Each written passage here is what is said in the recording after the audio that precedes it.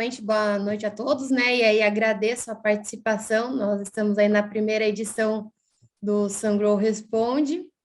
E nessa primeira edição nós temos aí a participação do Fred, um parceiro nosso aí. Obrigada por ter aceitado esse desafio com a gente, né? E estar aqui conosco para discutir essa lei, esse marco tão importante aí na geração distribuída. O Fred, ele é um advogado especialista aí no setor elétrico, aí, com mais de 15 anos de experiência no mercado de renováveis. Um diretor executivo aí da Noale Energia, né? Conselheiro também da BGD, e possui mestrado. O currículo dele já é quase maior do que a norma, né? Maior do que a lei, na verdade, é gigante. Exatamente, maior do que a lei. E está sempre conosco aí. E junto também temos o Cleverton. O Cleverton, ele é do Sebrae do Rio Grande do Sul. Ele é responsável por toda a parte de projetos do Sebrae. Nós estamos aí numa parceria muito forte junto ao Sebrae e junto à Sungrow, né, desde o ano passado. E seguimos aí já em treinamentos, em palestras, e temos aí um desafio muito grande pela frente. E eu venho à frente da Sungrow, responsável pela parte comercial dos projetos de geração distribuída. E aí, hoje nós trouxemos esse tema, né, que foi uma decisão aí muito importante para o mercado de geração distribuída, que é o marco da GD, né, foi a sanção dessa lei 14.300, que é uma lei muito importante para o nosso mercado, para o setor elétrico. E aí nós convidamos eles para a gente estar discutindo, debatendo um pouco, e entender também o que mudou da resolução da 482 para agora, para a lei. Então, nós abrimos ali no começo da semana uma caixinha de perguntas, né? Quais são as dúvidas mais frequentes do mercado. E também ainda estamos com o chat aberto, que vocês podem, no decorrer da conversa, mandar ainda algumas perguntas, que no final nós vamos ter um tempo ainda para debater mais algumas perguntas com vocês. Bom, e é isso aí, né, Fred? Maravilha, Thaís. Deixa eu dar o meu boa noite aqui, então. Boa noite, pessoal. Todos bem-vindos. Estou aqui olhando, né, acompanhando no chat aqui várias empresas aqui que trabalham conosco aqui no Sul. Aqui. Obrigado aí pelo apoio, pessoal. E, né, cumprimentar também a Sungrow, na figura aqui da Laís, né, pelo convite. E ao nosso parceirão aí, Fred, também, Frederico, que está, né, sempre conosco nessas... A gente bota ele umas boas aí, né, Fred? Aí a gente ligou para ele, Fred, olha só, saiu, sancionaram a lei, vamos fazer um programa de debate? Ele, na hora, topou e... Então tá, então vamos construir juntos, né? Eu sei que é uma dor do empresário aí, saber, a gente vem acompanhando desde o início, né? Todo o trâmite lá, desde do PL, todas as negociações, né? Junto à Câmara, junto ao Senado, né? Então se desenvolveu bem, né? De repente, alguns acham que a lei não é, talvez não seja a melhor como é que eu diria, das edições, né? Da escrita, mas é um marco legal, né? Hoje a gente pode dizer, quem trabalha no setor, que a gente sim, existe um marco legal, né? Para nos orientar e para dar um norte. Então, né, já passando aí a bola para o Fred, né, e agradecendo mais uma vez o convite. Obrigado, pessoal. Boa tarde, para alguns boa noite. Eu não sei onde é que vocês estão aqui, mas para o Sul ainda está de dia, lá para o Nordeste eu acho que deve estar mais já indo para a noite, tá? Pessoal, obrigado pela presença de todos. Eu, claro, sempre agradeço aqui o convite do Sebrae e da Sungrow, grandes parceiros meus aqui. Espero que todos tenham lido a lei, tá, gente? É de suma importância que todo mundo faça seu dever de casa, que leia. Não sou eu que vou fazer um jogral aqui, repetir toda a dinâmica da lei, tá? Ela é bastante técnica, bem pesada, tá? Não é fácil entender o que está escrito aqui. Ela tem conceitos técnicos bem elaborados aqui, tá, gente? Então, vai precisar de uma atenção de todo mundo aqui na leitura desse diploma legal aí, desse marco regulatório. Contextualizando aqui, tá, gente? Isso aqui vem de fato com a ideia. Eu acho que o Cleverton falou muito sobre essa questão de não é a melhor regra, mas é o que foi possível, tá? Entre mortos e feridos, assim, é a regra que foi melhor costurada com o setor, tá? A gente tinha do outro lado contra um oponente aqui bastante poderoso, a Abrad. As distribuidoras de energia vieram sempre com uma força muito grande na discussão a respeito do que seria a cobrança do fio ou não taxar o sol ou qualquer espécie de ideia que se colocou aqui, tá? Então, basicamente é o que a gente tem. Veio, então, a malfadada ideia de cobrança do fio, tá? Ela vai ocorrer de maneira gradativa, foi o que se conseguiu. Não vai ser de imediato, existe uma regra de transição, tá? Recapitulando aqui, eu não vou fazer nenhuma apresentação, acho que a gente vai tratar isso aqui muito mais como um bate-papo e também eu vou colocar quais são as minhas impressões aqui sobre isso, tá? Acho que, como a Laís falou, eu trabalho no setor de energia já desde 2007, tá? Então, conheço bem aqui desde a geração centralizada em parques eólicos, aterro sanitário, PCH, CGH, fazenda solar, tudo que vira quilowatt aí, de uma certa forma, atuei já como advogado, então vi muito o crescimento desse setor, tá, gente? Então, dentro de um contexto do que foi dado pela 482 de 2012, a gente teve a 687 de 2015. Lá na 687 já estava previsto que existiria uma revisão e uma cobrança do fio, tá, gente? Então, para quem está no setor, isso não é uma surpresa, não existiria o almoço grátis aqui de fazer injeção de paridade 1 por 1 durante muito tempo.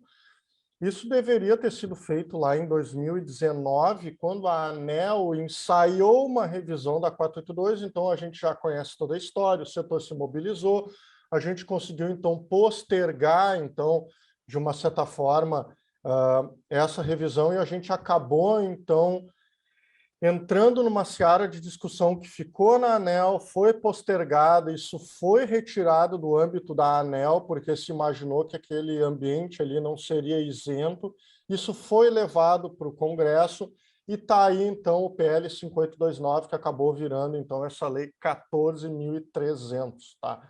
Que fala especificamente sobre o quê? Ela, então, institui o Marco Legal da Microgeração e Mini Geração Distribuída, o Sistema de Compensação de Energia Elétrica e o Programa de Energia Renovável Social, tá? Faz algumas alterações ali na Lei 10.848, que é o marco legal do setor elétrico, tá? E outras leis ali que, enfim, ela vai mexer bastante aqui no setor, tá? O que eu quero dizer para vocês, gente, é que essa lei ela não pode ser lida de maneira isolada, tá? Eu acho que mais importante ainda do que a gente entender o que é o marco legal da geração distribuída, eu reforço muito que a gente faça uma leitura combinada dela com a Resolução 1000, a malfadada também resolução que foi aprovada em meio que de maneira sorrateira, e ela vem a substituir a Resolução Normativa 414. Tá? O que é a Resolução Normativa 414? Ela é basicamente o coração de tudo que diz respeito ao relacionamento entre consumidores e distribuidoras de energia. Tá? Então, fazer uma leitura individualizada dessa lei, ela vai te dar uma visão talvez obtusa aqui do que seja o relacionamento completo entre consumidores e distribuidoras de energia. Olhando de maneira bem fria, tá, gente? Talvez a RN 1000, tá, ela seja mais importante de se ler primeiro do que essa lei aqui da geração distribuída. Por quê? Porque ela guarda essencialmente tudo que vai acontecer entre o consumidor e a concessionária do ponto de vista de prazos, exigências, controles de qualidade de rede, qualquer espécie de ponto de contato aqui técnico entre consumidores e distribuidoras, ou vocês que são integradores, com a distribuidora de energia. Além do que, ela reforça muitas prerrogativas aqui da concessionária em apitar sobre a rede dela, tá? Então, de uma certa forma, existe um chamado empoderamento do consumidor de geração distribuída por meio do marco legal da GD, mas também existe muito fortemente o reforço aqui de prerrogativas da concessionária. Então, tem que ser lido cotejando sempre uma com a outra. Sempre foi, na minha cabeça, um problema de relacionamento com a 414, nunca foi a 482, tá? Mas, enfim, acabamos que agora nós temos esse cenário. RN 1000, muito importante, talvez sobremaneira, e a Lei 14.300, o marco legal. Outro ponto que é importante vocês terem em mente, tá, gente? Eu falo isso muito, a gente teve um curso recentemente aqui pelo Sebrae, onde eu falo muito sobre isso, tá? Gente, em paralelo está havendo uma abertura de mercado livre de energia na baixa tensão, tá? Vocês precisam acompanhar esse movimento também, tá? O aumento do protagonismo do consumidor de energia, ele não se dá só no mercado cativo, na baixa tensão, tá? Ele também acontece no cliente do mercado livre, através também dos clientes mais sofisticados e de alta tensão. Então, vocês precisam estar atentos a esses dois movimentos, tá, gente? Considerando uma premissa essencial, todo mundo aqui eu acho que está interessado em performar suas vendas de sistemas fotovoltaicos, tá? É uma coisa que eu repito sempre em todas as aulas que eu dou aí. Não interessa qual é o mercado que o teu cliente opera, se é no mercado cativo em geração distribuída ou se é no mercado livre através de autoprodução.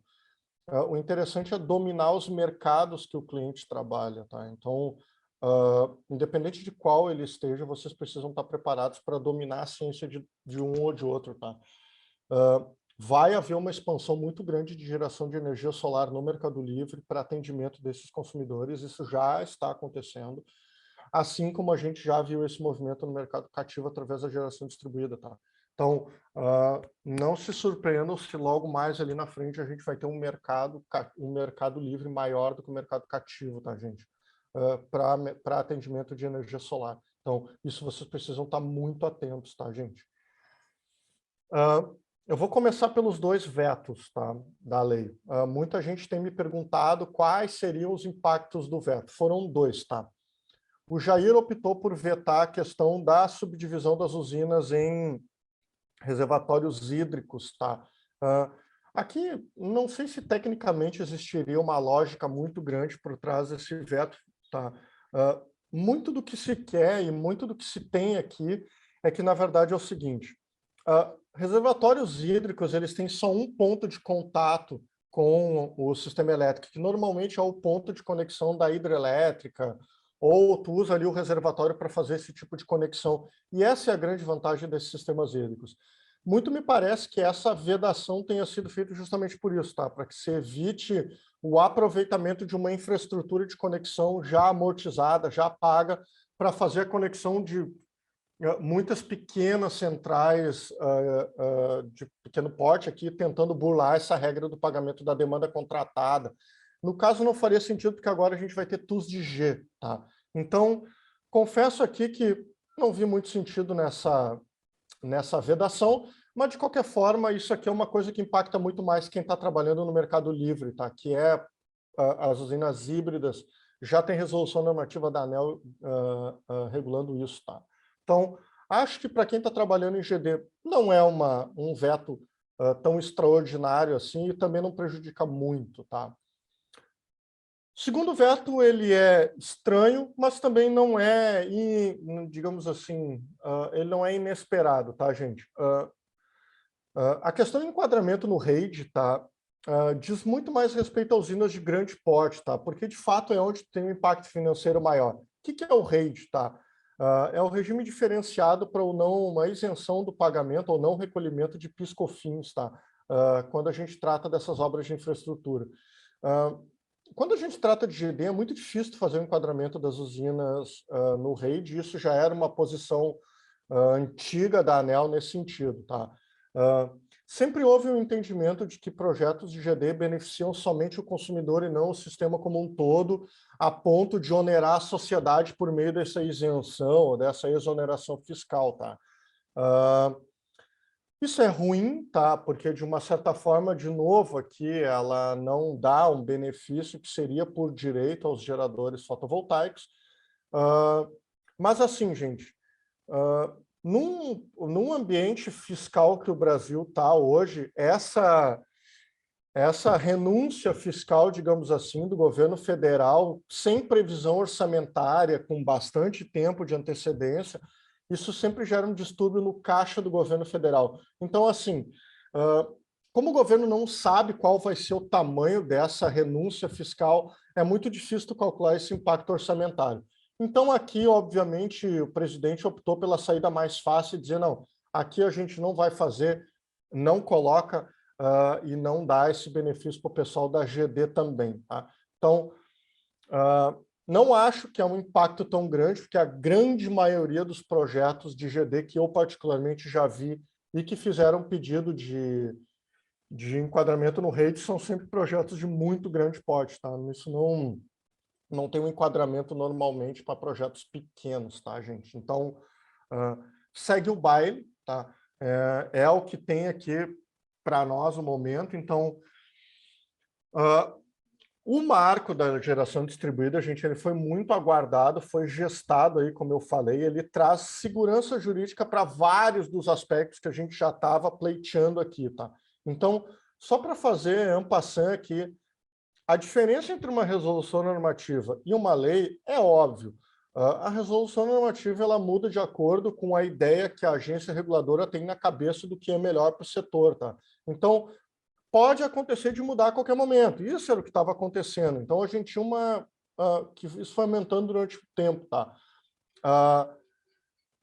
Existia muita insegurança jurídica e regulatória dentro do que a ANEEL estava promovendo. Então, ela vinha legislando por meio de ofícios, regras específicas que eram transformadas em regras gerais, o que é totalmente irregular. Então, a agência não pode pura e simplesmente legislar por meio de ofícios. A gente não pode ter alterações de entendimentos de investimentos de grande monta que são fundamentados na 482. Então, era muito difícil a comunicação entre concessionárias e o amparo sempre era dado por meio dessas comunicações via ofício e, de fato, isso trazia para o setor uma grande insegurança jurídica. Isso não impediu que o setor chegasse no ponto que a gente está hoje, tá, gente? Parabéns, vocês fizeram um belo trabalho, transformaram a vida das concessionárias num verdadeiro inferno aqui, porque eu acompanho muito essa rotina, tá? O mercado cresceu muito, eles não estão preparados para esse crescimento todo que foi colocado. Tem concessionária que até hoje não conseguiu fazer adequação dos procedimentos de faturamento, procedimentos de tributação. Tem concessionária que até hoje não consegue fazer a separação de TE e TUSD para fazer a cobrança de ICMS. Então, assim, isso tem gerado muito distúrbio até hoje no que é cobrado e no que não é cobrado dentro da tarifa de compensação. Então, a gente cresce hoje num ritmo bastante grande. Esse ano a gente instalou... Esse ano não, desculpa. Em 2021, a gente instalou 3,7, se não me engano, gigas aqui. Isso não é pouca coisa, tá, gente? Isso tem criado muito distúrbio nas concessionárias e agora, com o marco legal, a gente consegue ter, então, segurança jurídica, previsibilidade dos investimentos, pelo menos existe uma regra perene, tá? Facilita muito a vida da judicialização dos procedimentos equivocados aqui de concessionárias, e a concessionária, de fato, não tem como se defender mais aqui, tá? E Fred? Fred, fala, Cleber. Deixa eu te fazer uma pergunta já, aproveitando que tinha falado da dificuldade das concessionárias aí, tá? Estava lendo aqui na lei, no artigo 2º, ali no parágrafo 1º, tá? Ele fala como é que é, da solicitação de acesso, tá? Então, ele fala ali, na ocasião da solicitação de acesso, garantida a possibilidade de transferência de titularidade antes ou depois da conexão da micro ou mini geração distribuída. Isso antes não podia fazer. Na verdade, podia, tá? Sempre pôde, tá? Isso aqui é uma... Eu até acho que esse ponto aqui, ele tem uma... eu acho que ele tem dois momentos da lei que ele fala sobre a proibição da comercialização do parecer de acesso, mas aqui depois ele fala que se eu posso fazer... eu estou falando do artigo 5º. Se a segurada... Eu vi aqui no 2º aqui. artigo 2º. Ah, permitida, desculpa, estava confundido. Isso. Permitida a transferência, garantida a possibilidade de transferência de titularidades antes ou depois da conexão da microgeração ou da mini geração distribuída. Tá? O que eu vejo aqui, tá, gente? Juridicamente, eu acho muito confuso assim, o que foi colocado aqui, porque, veja, concessionária de energia é prestadora de serviço. Tá? Então, assim, o que se criou aqui é uma ideia de que a concessionária ela apita sobre direito de propriedade, direito de deter e dispor da usina, titularidade de usina. A concessionária presta um serviço de distribuição de energia. A ela não é competido nenhuma espécie de arbítrio aqui sobre possa ou não trocar titularidade. Até então, veja bem, até antes do surgimento da geração distribuída, eu troco a titularidade da minha conta ligando para uma loja deles. Eles sequer pediam um contrato de locação. Não existia nenhuma espécie de controle sobre isso. Então, assim, é óbvio que o problema aqui é burocrático, ele é de má vontade. Isso aqui não é um problema jurídico. Então, assim, em vários determinados momentos, a concessionária, por exemplo, acho que uma das perguntas que me fizeram é: a concessionária deve me negar um fracionamento de usina dentro da mesma matrícula? Gente, não existe absolutamente nenhuma relação entre terreno e unidade consumidora. Isso é uma invenção. Não existe nenhum ponto em nenhum lugar da lei, seja dentro ou fora de qualquer argumento. Então, assim, isso aqui é alguma coisa que não faz muito sentido, tá, do ponto de vista jurídico. Tanto é que sempre foi permitido troca de titularidade, tenha ou não usina. Só que, veja, mais adiante a lei fala muito sobre isso. Está proibido o comércio do parecer de acesso. Eu vejo como muito problemático tu proibir o comércio de alguma coisa no Brasil que é da minha livre disposição. Veja, a concessionária ela só precisa atender um requisito técnico de conexão. Se eu atendo o critério técnico de conexão, pouco importa para a concessionária quem é o dono da usina ou quem é o dono do parecer de acesso. O país é livre.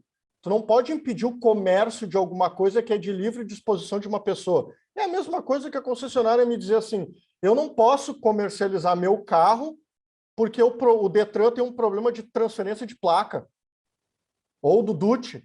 Então, quer dizer que assim, se a concessionária tem problema de operacionalizar a troca de titularidade de parecer de acesso, quer dizer, então, que tu vai proibir a atividade econômica. Então, assim, isso é um rendimento que a gente teve aqui, ou uma rendição aqui, que não faz sentido, porque o país é livre, existe uma lei de liberdade econômica. Mas, enfim, eu, como sempre, vou tentar evitar polemizar aqui, porque a regra está dada aqui, tá, gente? Sim. Mas vamos lá. De uma certa forma, existe um momento da lei que fala assim: garantida a possibilidade de transferência de titularidades antes ou depois da conexão. Então, vamos fazer o seguinte: conecta a usina e transfere depois, porque está dito na lei. Né? Sim. Conecta a usina, faz o que tu quiser com ela. Faz o seguinte: tu não pode comercializar parecer de acesso. Ok, conecta a usina, assina o contrato e transfere titularidade. Então, o artigo que veda a vedação da transferência do parecer de acesso, ele é inócuo, por uma questão temporal. Tu falou aí de parecer de acesso, o Cleverton, que é leigo aqui, talvez alguém explica para mim aí o que é o parecer de acesso. Existe assim, ó, quando eu faço uma solicitação de conexão da minha usina, eu faço uma solicitação de acesso. Então, eu vou lá e faço um informe de acesso, uma solicitação de acesso, que vai ser um documento, em linhas gerais, que me diz se existe a possibilidade de conexão da usina lá naquele determinado ponto da rede ou naquele alimentador específico. Tá? Feito isso, quando é apresentado, de fato, o projeto, a concessionária me apresenta, então, um parecer de acesso que me dá as condições técnicas do acesso. Tá? E esse parecer, então, ele me define quais vão ser as condições e qual é que é o prazo que eu tenho aqui. Isso foi dado, era 120 dias, para que eu fizesse a conexão. Então, nesse meio tempo aqui, o que eu fazia? Eu criava uma condição de poder conectar através de um parecer de acesso e buscava alguém que comprava isso no mercado para poder, eventualmente, furar a fila do próximo parecer de acesso. Então, veja, o que pode acontecer é justamente isso. Se eu tenho um parecer de acesso, o que eu posso fazer é pura e simplesmente pegar e conectar a usina. constrói ela, ou faz um outro tipo de contrato, ou outro tipo de instrumento jurídico que transforma, então, não mais um parecer de acesso, mas uma conexão efetiva, porque é o que está dito aqui. Se eu transformo o meu parecer de acesso em um contrato efetivamente de conexão na rede, isso quer dizer que eu não tenho mais, então, parecer de acesso, eu tenho um contrato de conexão na rede. Então, aqui eu estou liberado para fazer o que eu quiser. Então, veja, o segredo aqui qual que é? Conecta a usina e vende ela depois. É só fazer um contrato de promessa de compra. Olha, faz uma condição no teu contrato de promessa. Se você conectar a usina no dia tal, eu te compro ela. Pronto. Vai lá, transforma o parecer de acesso numa conexão, assina o CUSD, o acordo operativo, assina o contrato, faz a conexão na rede, vai lá na concessionária e diz, cara, eu quero trocar a titularidade. Pronto, tá feito. Não tem... Tu não precisava ter toda uma espécie de resenha em volta do parecer de acesso, do medo do comércio, esse tipo de coisa. Se tu tem um bom advogado, ele certamente acha uma brecha para te colocar numa posição preferencial numa negociação dessas aqui.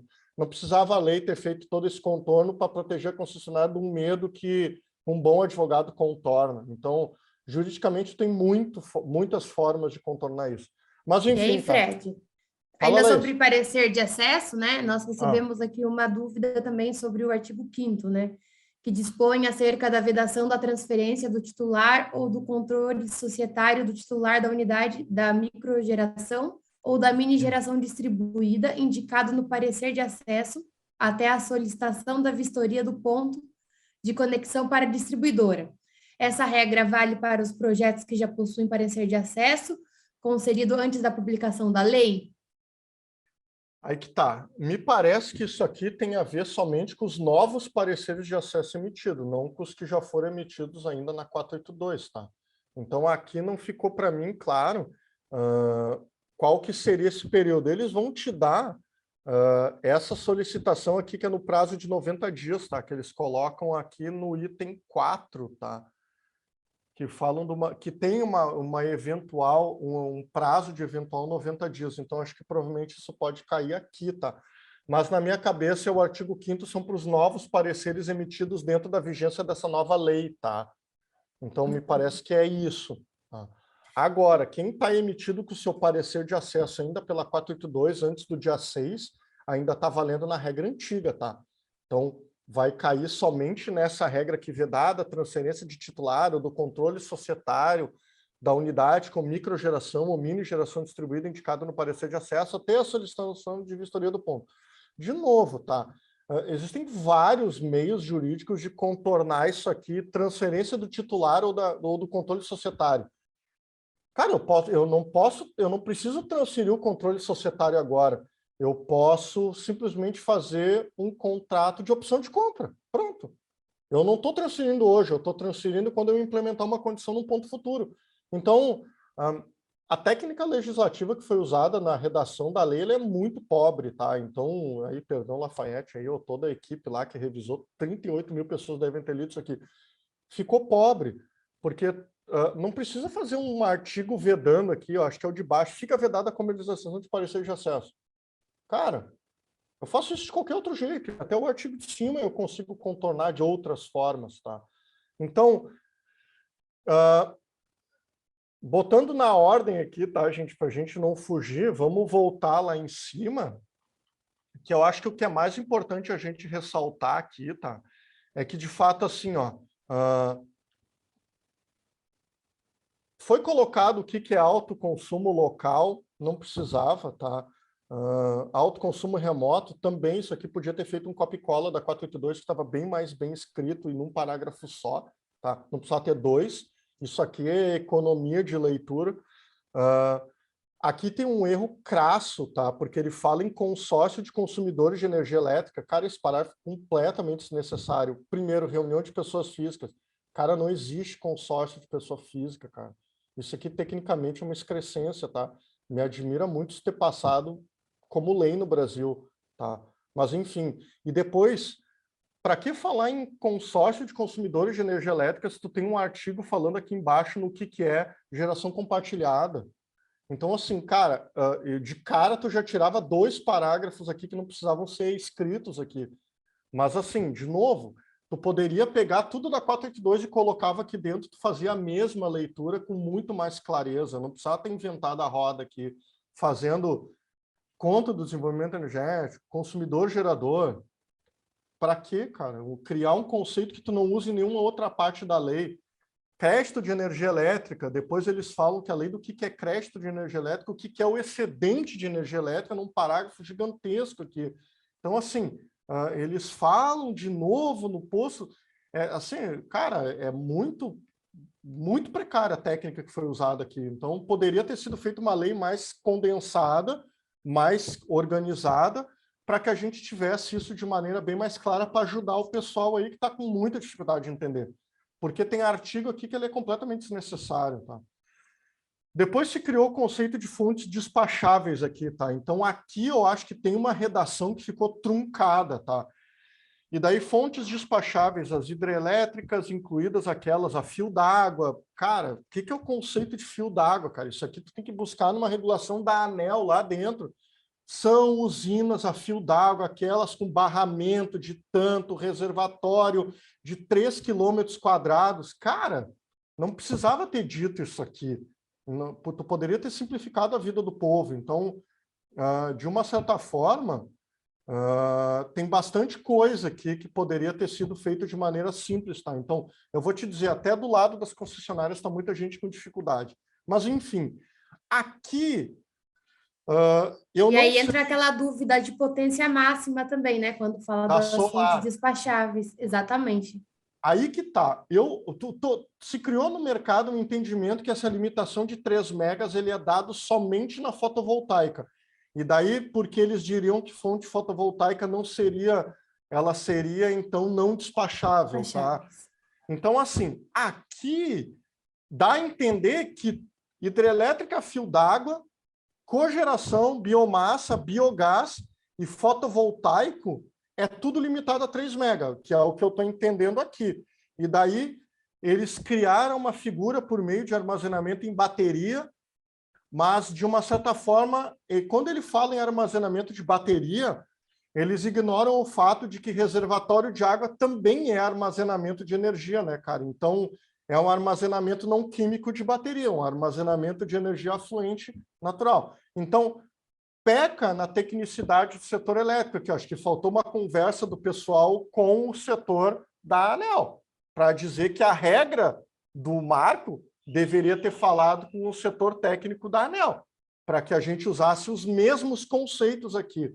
Mas, enfim, eu vou te falar, eu li várias vezes esse artigo e eu fiquei com a impressão de que a energia solar fotovoltaica ficou, de fato, limitada a 3 megas, tá?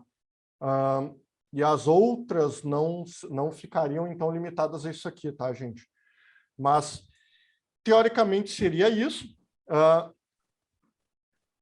Tudo nessa lei, para mim, ela se resume nesse novo artigo que foi gerado aqui, tá? Que é a geração compartilhada.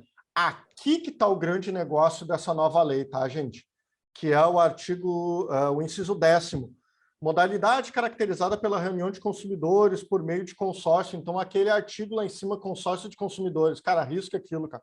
Lá tá errado, não existe consórcio de pessoa física, tá, gente? Isso aqui é um termo equivocado. Então, assim, quando a gente fala em consórcio, cooperativa, condomínio civil, voluntário ou edilício, ou qualquer outra forma de associação civil instituída para esse fim, cara, vamos lá, gente. Para que tu precisa listar consórcio, cooperativa, condomínio civil, edilício ou qualquer outra forma se tu diz que tu pode fazer qualquer outra forma? Então faz o seguinte, coloca um formulário e diz que tu quer distribuir os créditos para quem tu quiser.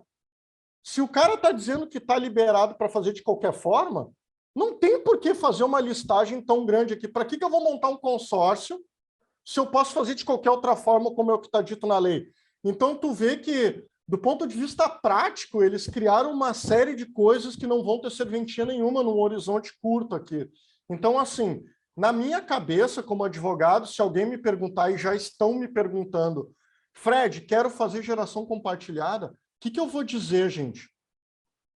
cara, monta uma associação civil ou um condomínio voluntário. Não tem por que montar uma cooperativa. De agora em diante, não tem mais sentido montar uma cooperativa. Eu vou dizer, desfaz a cooperativa toda, junta tudo num condomínio voluntário. Então, assim, o que acontece?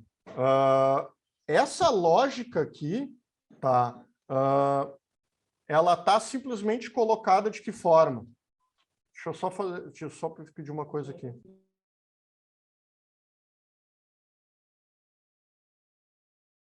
Desculpa que eu só pedi para abrir uma janela aqui. De uma certa forma, gente, o que eu estou querendo com vocês aqui é que vocês entendam que não faz sentido montar um consórcio, que tu precisa fazer, obviamente, um CNPJ e um registro na junta comercial, uma cooperativa que precisa obedecer à lei do cooperativismo com todas as particularidades dela, se eu posso montar um condomínio civil voluntário, que é regrado pelo Código Civil, ou um condomínio edilício, que pode ser dado também pelo Código Civil. Tá? E daí, qualquer outra forma de associação civil. Então, de novo, condomínio voluntário pode ser aplicado à locação de equipamento? Pode. Tá? Então, assim, gente, associação civil também. A diferença é que a associação civil ela não tem fim lucrativo. Tá? Então, ela cabe perfeitamente para o objeto de reunir pessoas, construir uma usina e distribuir crédito de energia de maneira mais simples, mais fácil e desburocratizada. Aqui vai surgir uma grande série nova de modelos de negócios muito mais sofisticados, tá, gente? Então, por exemplo, muita gente me perguntava há muito tempo assim, Fred, como é que eu construo uma operação de geração compartilhada que seja rápida de implementar, desburocratizada, adesões de entrada e saída podem ser feitas de maneira mais ágil e eu posso usar instrumentos de adesão digitalizados, plataforma de adesão digitalizada, todo esse tipo de mecanismo que a gente sempre quis, assim, tá? Gente, associação civil. Faz lá associação civil cujo objeto é gerar energia para os povos cooperativos, para os povos associados. Pronto. Tu monta isso aqui numa semana, monta a plataforma, faz a adesão digitalizada por meio de um contrato de adesão lá da associação, adere o estatuto, está feito, entra na usina, distribui os créditos, não precisa ir na junta comercial, não precisa ficar nada a mais. Então, esse talvez seja o grande ponto de vantagem aqui para vocês que vão estar trabalhando quando a gente vai estar trabalhando com esses formatos compartilhados de geração de energia. Então, muito atenção nesse detalhamento aqui, tá, gente? Para que vocês entendam que aqui surge uma nova fronteira de novos modelos mais sofisticados, agregadores, tá? Então, é grande essa lógica aqui de novos formatos mais sofisticados e digitalizados, tá? Passando aqui na lei, tá, gente? Microrrede, um negócio muito legal que vem. Isso aqui pode funcionar muito para condomínio de casa, condomínio de apartamentos, tá? Quando a gente tem, então, já que eu estou aqui num evento patrocinado pela Sungrow, tá, gente? Inversores híbridos vão ser a nova fronteira desse mercado aqui. Tem muita coisa nessa regra que fala de inversor híbrido, porque a gente vai falar de microrrede e bateria. Então, aqui tem muita coisa para vocês trabalharem junto aos clientes de vocês da nova regra, tá? Então, praticamente todos os clientes de vocês, num horizonte aí de médio e longo prazo, vão estar recebendo ou potencialmente recebendo uma bateria na sua casa, tá? Para que ele possa fazer eventualmente uma adesão, inclusive a uma dessas plataformas digitalizadas, na medida em que eu gero energia na minha própria casa. A minha plataforma de gestão da associação, por exemplo, da associação civil, ela faz a gestão, inclusive, da geração e do despacho dessa energia para a rede. Tá? Então, eu posso fazer todo esse controle digitalizado do que o meu inversor despacha para a rede ou não. Tá? Obviamente, valorando o que vale mais, deixar na bateria ou injetar de volta para a associação civil para que ela acredite em nome de quem tiver que acreditar, tá? Então, isso pode funcionar como um modelo mais elaborado de trabalho. Para quem gosta de tecnologia. Fala, Cleverton. Tu falou aí no inversor híbrido, o Roberto Wolff, tá? Ele mandou aqui, tinha mandado hoje no WhatsApp aqui, né? Inversores híbridos on-grid e a obrigação de contratar demanda na microgeração até 112,5 kV. Vamos falar depois disso, tá? Tem um artigo específico da lei que fala na carga já dá para fazer bioptante, tá? No remoto não dá para fazer bioptante mais, tá? Que era o entendimento antigo, tá? Então, e a Jéssica Amarante tinha posto logo que a gente saiu a lei, que a gente publicou aqui num grupo ali, ela perguntou, tá, e agora, aprovação da lei, como ficam as cooperativas? Então, acho que tu já comentou um pouco também, né? Cooperativa... Cara, o que eu vou te dizer? Cooperativa sempre foi bastante problemática no Brasil de se fazer viabilizar, tá? Por algumas questões. Primeiro, a demanda... Por que eu vou continuar pagando disponibilidade na minha casa e vou migrar para um empreendimento remoto que paga demanda contratada? E eu não tenho a isenção do ICMS, que é o que diz a regra do convênio Confas. Então, assim, se eu estou colocando o cara numa cooperativa que paga demanda, eu não estou reduzindo o custo dele, eu estou aumentando o custo de energia dele, sendo que eu não consigo fazer abatimento de ICMS, que era o que dizia no convênio que eu faço. Então, era muito difícil fazer viabilizar cooperativas em energia solar. Não, por acaso, cooperativas representavam 1%, 1% de representatividade dos empreendimentos de GD no Brasil. Tá? Então, assim, o que acontece? Hoje, acho que mais adiante eu vou falar sobre isso, a gente vai poder ver que agora com a TUS de G nos empreendimentos de geração, a gente começa a ter uma troca de cenário aqui. Então, tecnicamente, vai haver uma explosão de formatos compartilhados no Brasil a partir da publicação dessa lei, porque a gente tira um grande revés dos formatos compartilhados que sempre foi a questão da demanda contratada no ramal de geração, tá? Que é lá na usininha, lá no canto, tá? Então, assim... O Ismael aqui, ele colocou que a usina que a Jéssica estava se referindo, tá? Era a usina cooperativa de permissionárias, que existe no Rio Grande do Sul, existem muito aqui no Rio Grande do Sul, e não de consumidores. Tá. Aí que tá. Então, assim, ó, calma. É que cooperativa de consumidor é uma coisa diferente da cooperativa de geração, cooperativa de eletrificação rural. Isso é uma coisa completamente diferente, tá? A gente aqui está falando da cooperativa de consumidores, tá? Que são aquelas cooperativas que tu monta para poder fazer o aproveitamento de créditos de uma usina de geração Crédito compartilhada. compartilhado, né? Isso. Então, é diferente. Cooperativa de eletrificação rural é outra coisa, tá, gente? Então, assim, até porque cooperativa de eletrificação rural não gera energia, ela distribui energia. Elas geram energia através das suas unidades de geração. Isso é outra coisa, tá, gente? Microredes aqui também é uma nova fronteira para a gente explorar, então todo mundo que gosta de tecnologia e gosta de aplicações mais sofisticadas de inversores híbridos, tá? Vai ter bastante coisa para trabalhar. Quero que vocês anotem uma sigla, que é uma coisa que eu falo muito aqui nas minhas aulas aqui.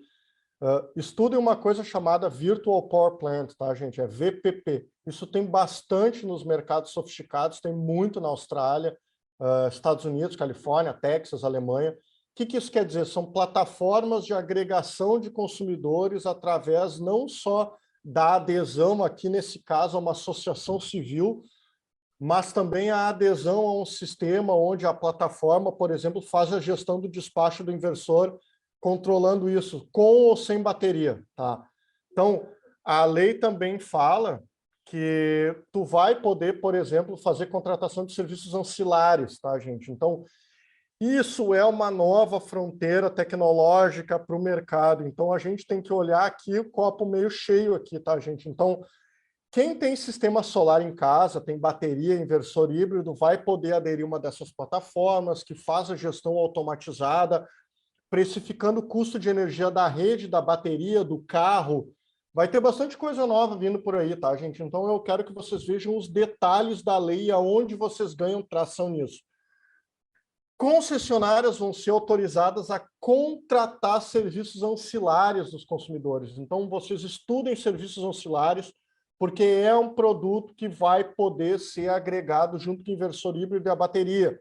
Então, controle de frequência, despacho otimizado de energia, recomposição da rede, black start, todo esse tipo de atributo que as baterias podem fornecer para o setor, elas vão vir com muita força aí no futuro, tá, gente? Isso aqui não é coisa dos Jetsons lá, tá? Isso já acontece em outros países, tá?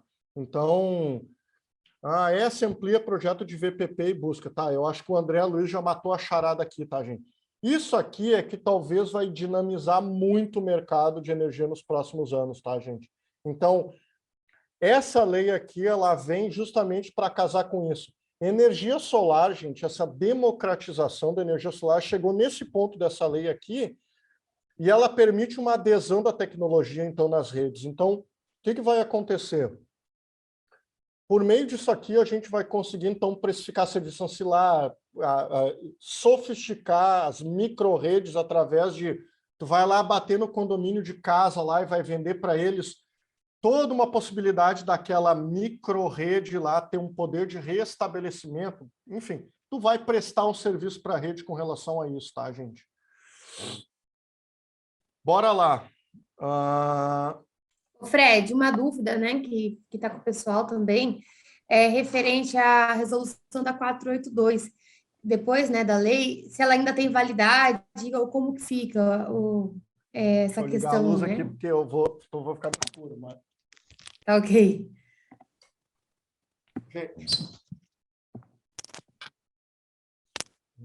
Gente, 482 segue valendo, tá? Não muda. Tá? 482 não muda, tá valendo. Tem muita coisa que ainda vai ficar valendo pela 482 ainda, tá, gente? Então não é automático. Essa lei, ela na verdade, o que eu posso te dizer? Aqui tem um overlapping, assim como se diz. Então vai haver uma sobreposição de regulamentos aqui, tá? Então, provavelmente, digo do ponto de vista aqui estritamente jurídico, tá, gente? Vai ter alguns pontos da 482 que perdem a vigência ou que perdem a eficácia porque tu tem uma regra federal que se sobrepõe a uma resolução normativa. Porém, existem alguns aspectos da 482 que vão se manter vigentes, principalmente porque a gente tem um ano de transição. Então, assim, quem entrar com a usina ainda dentro desses 12 meses da promulgação dessa lei, que é do dia 6, cara, tecnicamente, tu tá entrando com a tua usina na regra antiga. Então, a regra antiga tem que ter... Isso aqui não pode criar um vácuo regulatório onde tu não tem uma regra vigente. Então, assim, teoricamente, a gente ainda vai ter muita coisa que vai precisar ser regulamentada pela ANEEL. Vamos passar de novo aqui, tem alguns pontos que eu vou colocar que dizem respeito muito a isso. A gente tem até 31 de dezembro de 45, muita gente que está sobre a égide da 482. Então, assim, o que vai acontecer? Eu tenho ainda muita usina que vai entrar nesses próximos 12 meses, e isso aqui vai ser uma corrida enlouquecida. A gente falou no começo aqui, a gente está falando aqui de 12 meses para instalar 12 gigas, que é o que está dito aí nos estudos mais recentes do mercado. Então, em tese, a lei não revoga a 482, ela cria uma nova disciplina legal, tá? E alguns pontos ainda estão pela 482, 1087, como queiram ler, tá? Basicamente, então, gente, o que se tem aqui é isso, tá? Entrando nesse ponto aqui, tá, gente? Mesmo que a gente não fale aqui em direito adquirido, tá? A gente fala muito em regra ou como é que se diz tecnicamente, assim, eu tenho um regulamento que ainda se mantém vigente para todo mundo que tem usina existente, tá? Calma aí, já respondo, o pessoal está inundando aqui de perguntas. Todo mundo que tem usina existente conectada, fica tranquilo, não vai mudar nada. Se mudar, só acionar um advogado e pedir, obviamente, a restituição. Então, assim, o que foi criado foi um regime de transição de 12 meses aqui para a gente poder fazer todos os pedidos de solicitação de acesso dentro desse prazo aqui, tá? De 12 meses. Então, até o dia 6 de janeiro de 23, todo mundo que pedir ainda entra com a questão da regra antiga, ou seja, compensando todas as componentes da tarifa, tá? Incluindo lá fio A, fio B, encargo, como era na 482. Vai continuar sendo, isso está dito na lei, isso dá um embasamento legal a esse, abre aspas, direito adquirido, tá? Então, assim, isso traz uma certa segurança, tá? Para que, por exemplo, quando eu faço o pedido dos 12 meses, eles criaram uma segunda regra que diz respeito a exatamente isso. Ó. Quando a gente faz um pedido, eu tenho 120 dias para fazer a conexão das usinas. Deixa eu ler aqui para vocês não terem dúvida do que está dito na lei. Tá? Eles criaram 3 marcos aqui, que é o de 120 dias e depois... Calma aí, gente. Quando eu pedir o meu parecer dentro desses 12 meses, eu vou ter 120 dias para conectar microgeradores, então até 75 eu pedi, eu vou ter até 75 dias da data da emissão do parecer de acesso. Esteja ele dentro dos 120, se ele foi emitido lá no último dia, eu vou ter mais 120 dias para conectar, tá? O microgerador até 75, independente da fonte. 12 meses para mini geração solar, então aquela usininha que a gente viu aqui, que vai ser até 3 megas, então o que acontece? Saiu meu parecer de acesso dentro dos 12 meses, no dia que saiu o parecer de acesso, eu vou ter mais 12 meses para construir a usina ainda para ficar na regra antiga. Então quer dizer que, tecnicamente, eu ainda posso ter 2 anos, ou, vamos lá, quase 2 anos aqui para a gente poder construir a usina. 364 dias para pedir o parecer de acesso, saiu o parecer de acesso, eu tenho mais 12 meses para construir a usina, dos meus 3 megas. Então, não precisa ficar nessa corrida tão louca assim, tá, gente? A gente ainda tem, tipo, quase 2 anos aqui para construir a nossa usina de até 3 megas, tá? Depois, 30 meses para os outros geradores. Biogás, hidráulica. Normalmente, quem trabalha com hidráulica sabe que 30 meses para construir uma usina hidráulica não é factível, tá? Vencido esse prazo, eu perco os direitos, tu não perde o direito, tu vai ganhar outro, que é essa regra aqui. Então, a tua usina, ela entra com uma regra nova. O que a gente está discutindo aqui é um marco de transição entre o que eu tenho com uma usina que entra. Vamos lá, a gente tem assim, ó, gente. A usina que já existe, a usina dos 12 meses e a usina depois dos 12 meses. Então, vocês têm que entender esses 3 prazos, tá? Usina que já existe, está garantida, vai ficar, não mexe. Todo mundo que entrar agora, a partir da promulgação desta lei aqui, garante a regra antiga, tá? Mas tem o período de transição. Depois disso, aí entra tudo por essa regra aqui, tá? Que é basicamente o quê?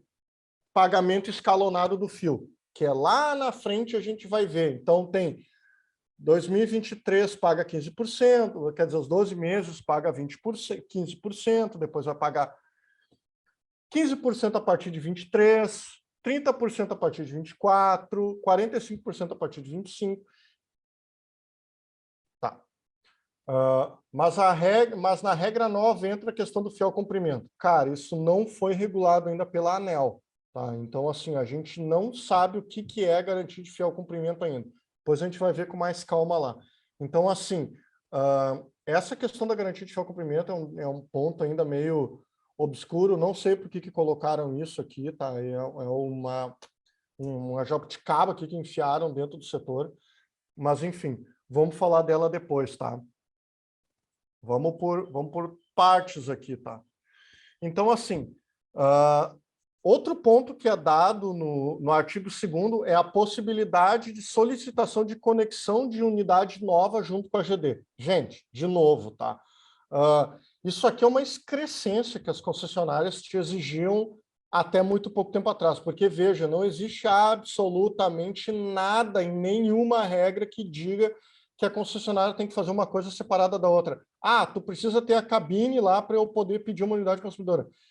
Cara, isso não existe. A concessionária é prestadora de serviço, ela é obrigada a te atender. Então, assim, de novo aqui, a gente ficou discutindo muito tempo pontos que não fazem o menor sentido. Isso aqui, tu tem que sentar um advogado na frente da concessionária e falar para ela: minha querida, tu é prestadora de serviço, cara, é que nem a NET dizer para mim que eu tenho que ter a casa para contratar a NET.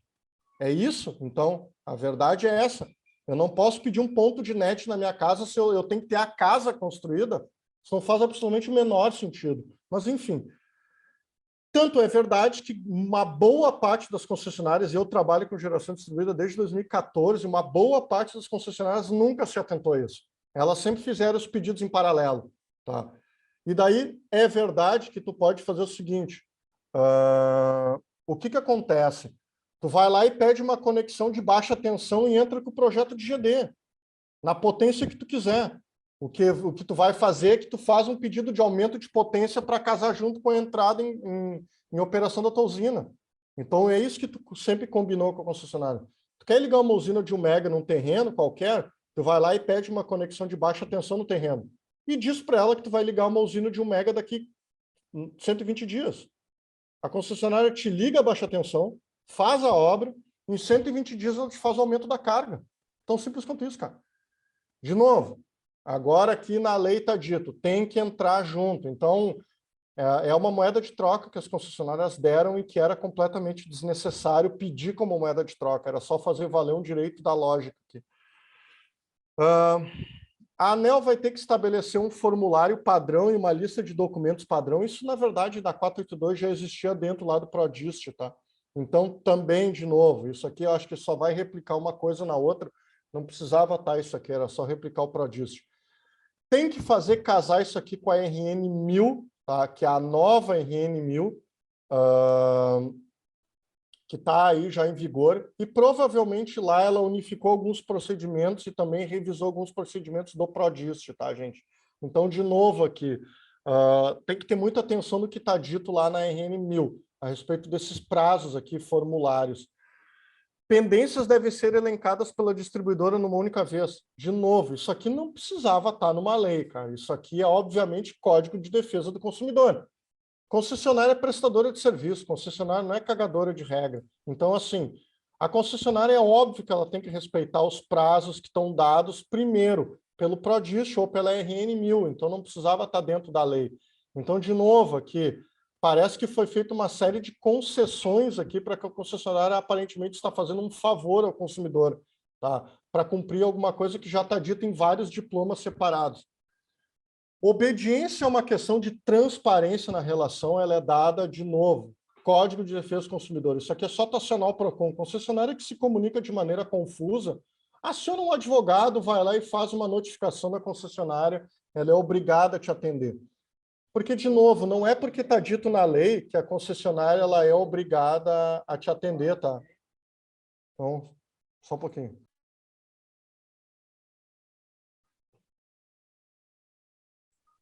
É o meu filho que está pedindo minha atenção. Fred, então, assim, gente... Tá aí, fala. né, próximo também, que a gente acabou não comentando, que gerou dúvida do pessoal também, é referente à questão do aporte de garantias também, a gente está nessa relação aí próximo da questão das conexões e tudo mais, que é um ponto que surgiu aí na questão da lei. Se você puder comentar um pouquinho. Vai, já estou entrando. É que eu estava falando ainda do artigo 2, que era a conexão e tal, alguns procedimentos. Isso, eu acho que ele tá nesse capítulo também, se a gente puder chegar nele. Está no 2, eu botei aqui, está no artigo 4º. Tá? Então, perdão. Tá chegando, mas, então. Vamos lá, está indo. Tá chegando. Esse ponto não foi regulamentado ainda pela ANEEL, tá? Se alguém tem alguma curiosidade de entender como é que isso vai funcionar, tem que dar uma olhada muito como funcionam os procedimentos para usinas de grande porte, porque essa exigência de garantia de fiel cumprimento ela é muito comum em procedimentos de leilão, de contratação de projetos em leilões, ou de procedimento de solicitação de outorgas em usinas de acima de 5 megas. Tá? Então, como é que isso funciona?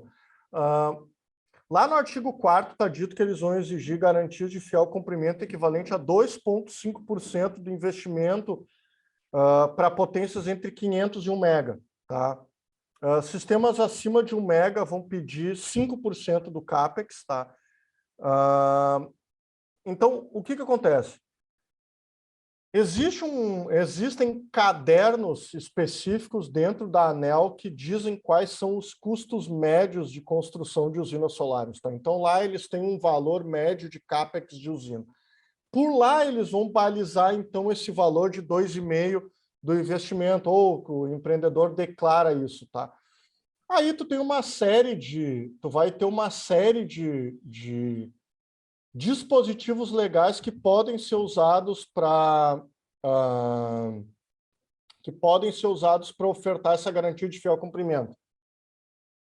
Título da dívida pública, que tu vai lá e aporta eles como garantia de fiel cumprimento nesse valor, garantia real, caução, fiança bancária, seguro-fiança, seguro-garantia, todo tipo de espécie de instrumento de garantia pode ser apresentado. Normalmente isso aqui provavelmente isso aqui vai ser regulamentado por resolução normativa, mais uma nova, que vai dizer, olha, tu vai lá e contrata um seguro garantia de um banco que vai dizer assim, qual é o risco desse evento acontecer? Por exemplo, tu não construir a usina, porque daí tu vai ter que pagar um valor para o banco emitir essa apólice, que vai ter como beneficiário ou destinatário a ANEEL. Aqui talvez a ANEEL ou a concessionária, tá? Não sei bem quem. Talvez a própria concessionária. Para quê? Para que ela possa ter uma garantia de que se tu vai lá e pede um parecer de acesso e não constrói a usina e vai ficar lá travando aquela margem de conexão naquele alimentador, ela vai dizer, bom, enquanto tu não constrói a usina, eu tenho aqui, de uma certa forma, uma margem no fluxo de potência que está travada para esse parecer de acesso. Então, quer dizer que isso pode prejudicar novos entrantes naquele mesmo setor elétrico ou naquele alimentador, como vocês queiram chamar. Se o sujeito pediu parecer de acesso e não construiu a usina, isso, de uma certa forma, serviria para penalizar ele, e esse valor seria, então, executado pela concessionária em favor da modicidade tarifária, nesse valor em 2,5% do investimento. Tá? Então, aqui o que se quer é evitar uma reserva de mercado também da questão dos pareceres de acesso. Então, de novo, chama a atenção essa lógica que se criou em volta desse medo do comércio de parecer de acesso, a cobrança pelas garantias de fiel cumprimento em usinas, para que a gente não tenha, então, esse mercado de desenvolvimento de pareceres de acesso, ou de gente que vai e entra com um monte de usina, não constrói nada e dá muito trabalho para as concessionárias. Então, aqui, a concessionária, de novo, fez uma pressão do tipo, eu não vou deixar meu pessoal trabalhar na elaboração de pareceres de acesso em vão. Então, eles querem ter certeza de que o que eles estão fazendo é trabalho útil. Tá? Então, de novo, aqui foi o ponto negativo do aumento indiscriminado aqui das usinas pelo Brasil inteiro e de gente que pedia e não construía. Tá? Mas, enfim, para quem entrar com pedidos de usina em até 90 dias da publicação dessa lei, não vão precisar apresentar essa garantia de fiel cumprimento. Por quê? Porque não vai estar regulamentado. Talvez essa regulamentação da ANEEL só saia nos próximos 90 dias. A ANEEL certamente vai copiar o formato de elaboração de garantia de fiel cumprimento que é usado nos pedidos de outorga de usinas de Mercado Livre, por exemplo. Então, quem tiver curiosidade e já quiser ir se antecipando para o negócio, não precisa esperar. Vai lá no site da ANEEL, vai lá na barra geração outorgas, baixa lá todo o regulamento a respeito de outorgas. Lá dentro, tu vai procurar como é que é feita a emissão dessas garantias de fiel cumprimento da execução dessas obras de usinas para poder ter outorga de geração, tá, gente? Isso aqui não é ciência de foguete, tá? Se tiver dúvida, manda e-mail aí que eu respondo ou indico, tá? Não se aplica formato de geração compartilhada ou no caso do CUS de ser firmado em 90 dias antes da lei, tá? Então, tem esse período aí de 90 dias da vacância dessa exigência aqui, tá, gente? De novo, isso aqui vem muito na vedação a comercialização de parecer de acesso, já fiz minha crítica a esse ponto, proibida a transferência do controle societário até a solicitação de vistoria do ponto de conexão, já fiz minha crítica aqui também, dá para contornar isso aqui com alguma facilidade. Coloca seu contato, por gentileza. Depois eu boto aqui nos meios, as gurias têm aí meu contato. Vedada a comercialização de parecer de acesso a qualquer momento. Também aqui, não precisa. Então, é só conectar a usina e vender a usina conectada e trocar a titularidade do contrato. Então, é tão simples quanto isso. Então, o contrato de conexão, ele substitui o parecer de acesso. Tecnicamente é isso. Então, se tu não pode comercializar o parecer de acesso, conecta a usina, assina o contrato e pede a troca da titularidade do contrato. Então, assim, cara, chega a ser até meio infantil o negócio. Mas tá na lei, cara. Como tudo no Brasil, meio mal escrito, tá?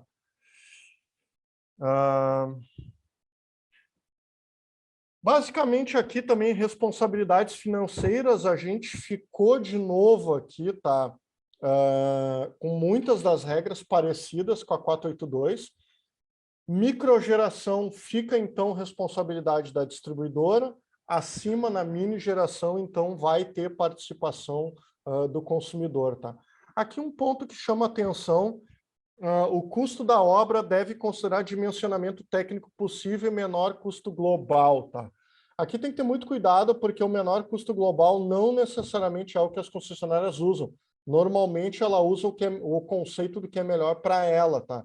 Então, vocês têm que ficar bem atentos aqui aos critérios de formação dos encargos aqui de repartição desse custo global. Normalmente, concessionárias vão pedir sempre para ligar no ponto que é mais favorável para ela, e não no que é no menor custo global. Então, sempre bom ter um cara do lado aí de vocês com o olho treinado em achar furo em parecer de acesso, tá, gente? Basicamente, tem ali fiz uma anotação, possibilidade de opção por tensão diferente da informada pela concessionária, havendo viabilidade técnica, tá? Isso aqui cai muito lá, vocês têm que ter muito cuidado na RN 1000, tá? Porque isso replica muito no que estava dado na RN 414, lá nos níveis de tensão de atendimento. Em especial, o que acontece aqui, gente? Especificamente lá no artigo 12, que falava que usinas acima de 2,5 podem ser exigência de rede de 69. Não sei onde isso foi parar, não sei onde isso foi parar aqui dentro da RN 1000, tá? O artigo 8º e o parágrafo 6º são um pouco conflitantes, né? O artigo 8º e o parágrafo 6º, eu tenho que ver na lei, tá? O Rogério tá me bombardeando aqui de perguntas. Rogério, tem que ler bem no detalhe, tá? Isso aqui tudo é muito novo para todo mundo. Então, eu sugiro ter um olho bem treinado aqui, tá? Deixa eu ver o que tu tá falando do artigo 8º. O artigo 8º e o 6º, né?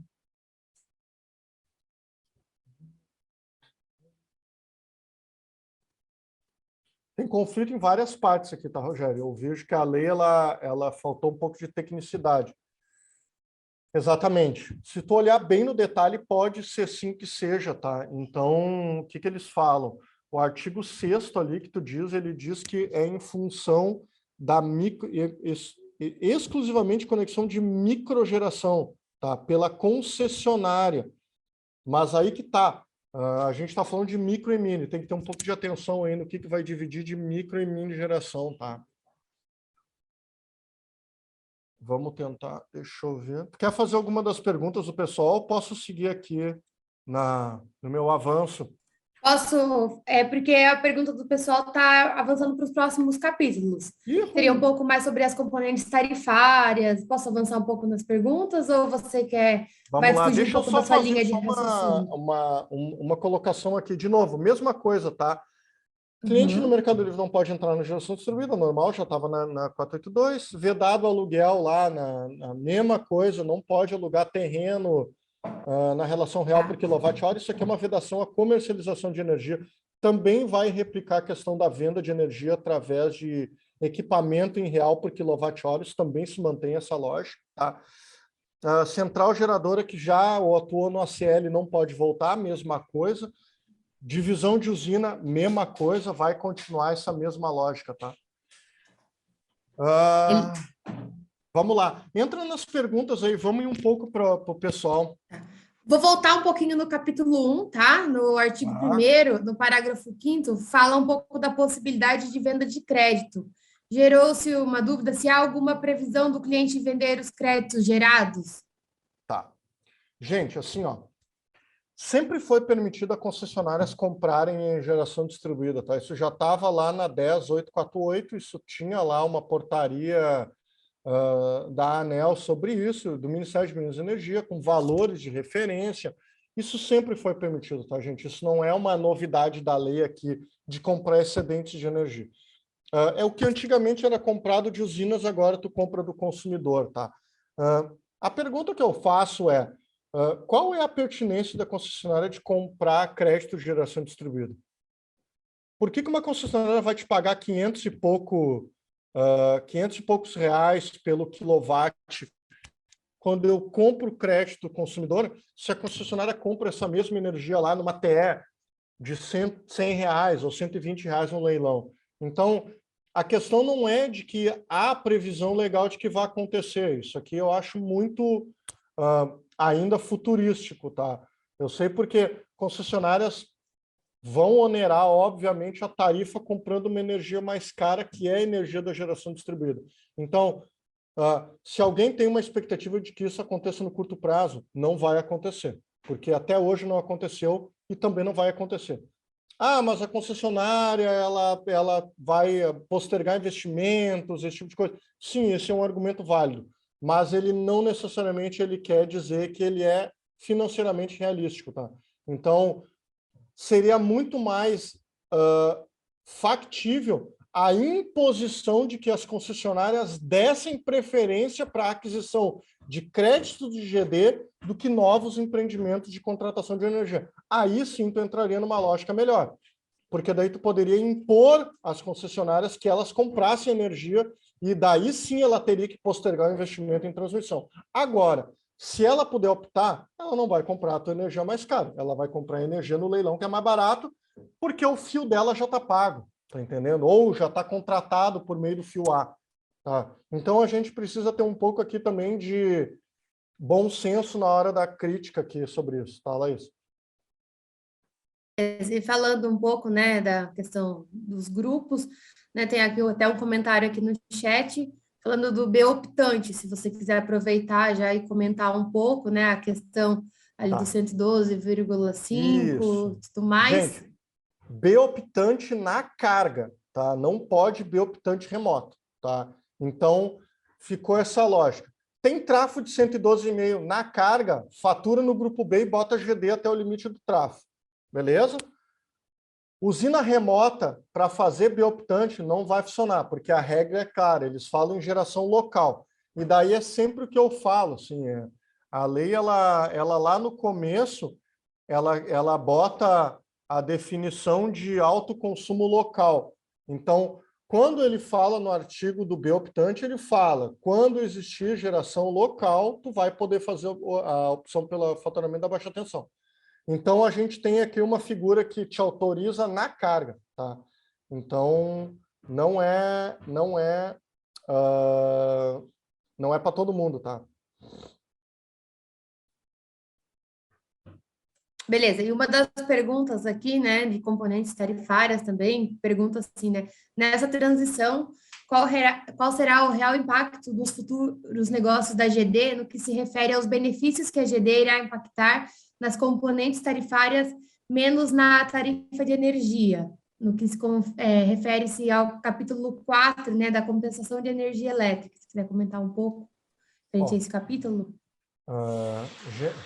Gente, assim, ó, o que eu quero dizer? O mercado de energia solar não vai morrer, tá?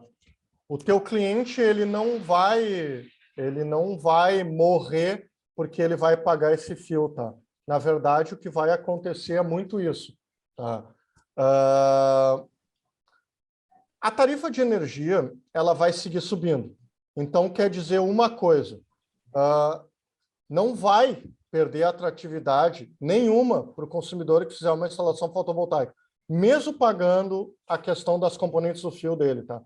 Porque hoje a gente está falando de 15% do fio B. O fio B é 30% da fatura, tá? Então ele vai pagar 15% de 30%, que é lá aquela conta da Dilma lá, que é 15% de 30%. Então, basicamente, o que vai acontecer é que nós vamos ter um período, mesmo que ele entre depois da regra, ainda saindo dos 12 meses e entrando na regra nova, tu vai ter todo o escalonamento de 15, 30, então até ele chegar 100% dos 30, gente, a tarifa de energia já vai estar sendo quase R$2. Então, assim, se ele fizer uma instalação fotovoltaica agora, ou no período da regra nova, ele ainda vai ter um belo de um payback, tá? De novo, consumidor residencial não tem muito para onde fugir, tá? Então, ele vai ter que se acostumar com a regra de pagar o valor do fio. Essa foi uma discussão que teve em vários países do mundo. A gente está com essa discussão na Califórnia e agora, voltou semana passada, Elon Musk falou. Todos os lugares do mundo passaram por isso, uns mais, outros menos, mas todo mundo enfrentou essa discussão. Então, tecnicamente, não vai perder a atratividade. Um dos grandes pontos que a gente precisa entender também é o seguinte. Quem trabalha com geração distribuída sabe que tu tem clientes preferenciais aqui. O cara maior que todo mundo gosta de atender é o nosso amigo do B3, tá? Que é o comércio. Comércio é alta simultaneidade, porque esse cara funciona durante o dia. Então, para ele, a rede não é um ponto crítico da análise da viabilidade dele. Porque, normalmente, supermercado, padaria, todo esse tipo de gente, esse cara ele já está com uma alta taxa de simultaneidade. Quem é que vai sofrer? Quem não tem telhado e vai precisar fazer usina remota, tá? Mas daí, paciência, tá? Vai ter que pagar o fio, porque usa fio, então, se usa fio, paga fio. 2, cliente residencial que tem baixíssima simultaneidade, tá? Então, daí o consumidor vai ter que dar um jeito de fazer uma adequação aí da simultaneidade dele para o sistema fotovoltaico. Mas é uma nova realidade. Isso aqui também não vai diminuir sobremaneira a questão da viabilidade do sistema, porque do outro lado a gente tem um concorrente muito forte que sempre vai incentivar o nosso negócio, que é custo de energia. No Brasil não diminui o custo de energia, a gente só aumenta. Então, em tese, de acordo com que esse custo de energia vai aumentando e o custo do equipamento vai voltando, no meio disso tudo a gente tem, obviamente, o sistema fotovoltaico que está aqui trabalhando entre uma coisa e outra. Então, de uma certa forma, eu não vejo como ir perdendo a rentabilidade a ponto de morrer o setor, como estão falando. Se eu instalar a partir de 23, eu vou ter uma entrada escalonada do pagamento do fio B, então não é direto, tá? Então tá dado aqui, eu acho que é uma pergunta que eu vi que pipocou aqui embaixo. Quem entrar, então, são 3 marcos que vocês precisam ter claros. Acho que usinas que existem... Fred, desculpa te interromper, mas acho que a Sayonara tinha perguntado alguma coisa também com relação à instalação em 2023. Deixa eu recuperar aqui, mas vai tocando aí. Entrou em 2023, tá? Entrou. 2023. Deixa eu só pedir um favor.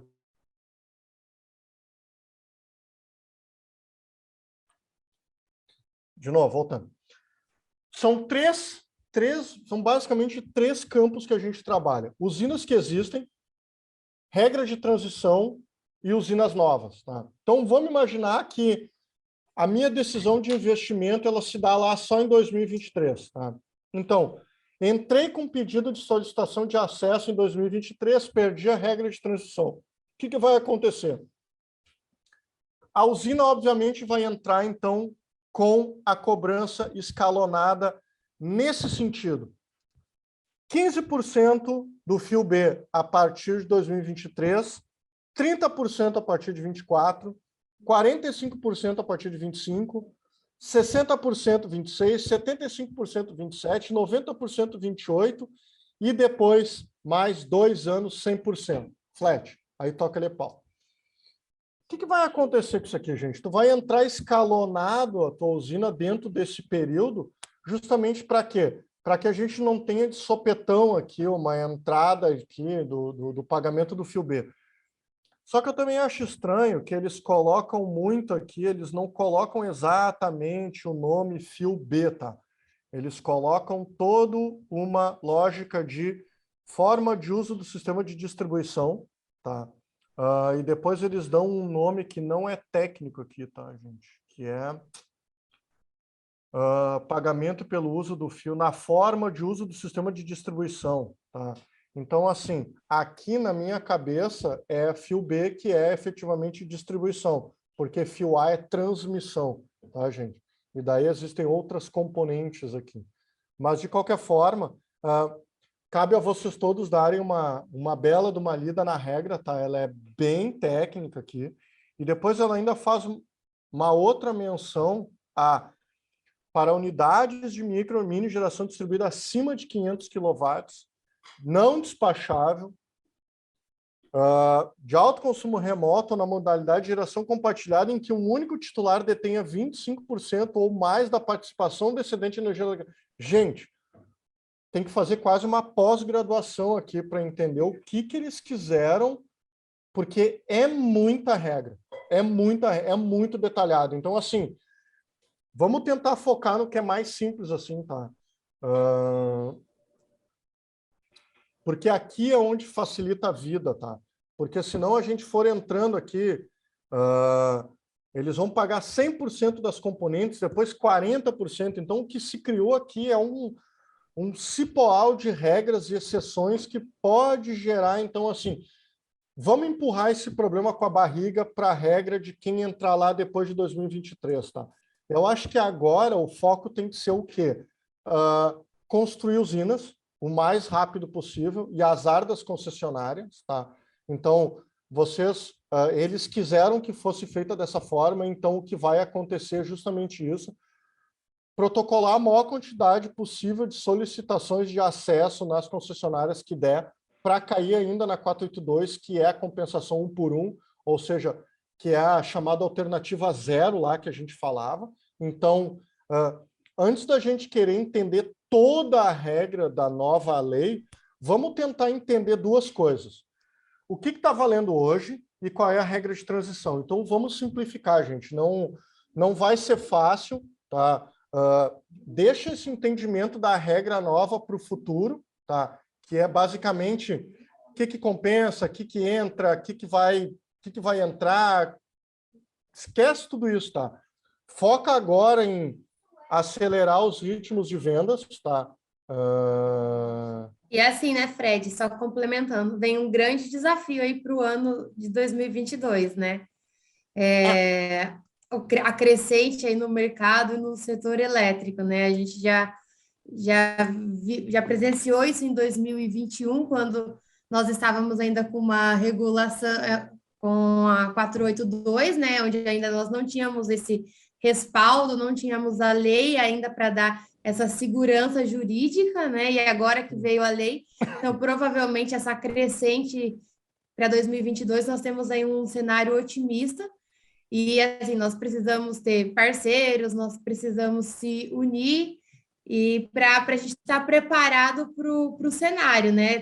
Ter um planejamento para não ter surpresas aí para acompanhar esse crescimento do próximo ano, não é verdade? Exatamente.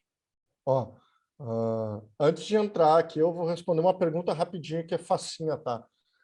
TUS de G já entra agora no próximo ciclo de revisão tarifária das concessionárias, tá? Então, todo mundo que está com usina construída aí, pagando demanda, usina construída sem carga, tá? Então, todo mundo que tem usina construída sem carga entrou no ciclo de revisão tarifária da concessionária, já faz um pedido administrativo de substituição da demanda de consumo pela TUS de G, tá, gente? Onde é que eu acho a TUS de G, tá, Fred? Lá nas tarifas de concessionárias, tu tem lá TUS de G junto com TUS de consumo também, tá? Porque TUS de G é volumétrica, assim como TUS de consumo também é volumétrica, tá? Demanda contratada é serviço por potência, tá? Então, vai dar um ganho muito grande para todo mundo que tem usina remota sem carga, já vai dar um up aqui na rentabilidade.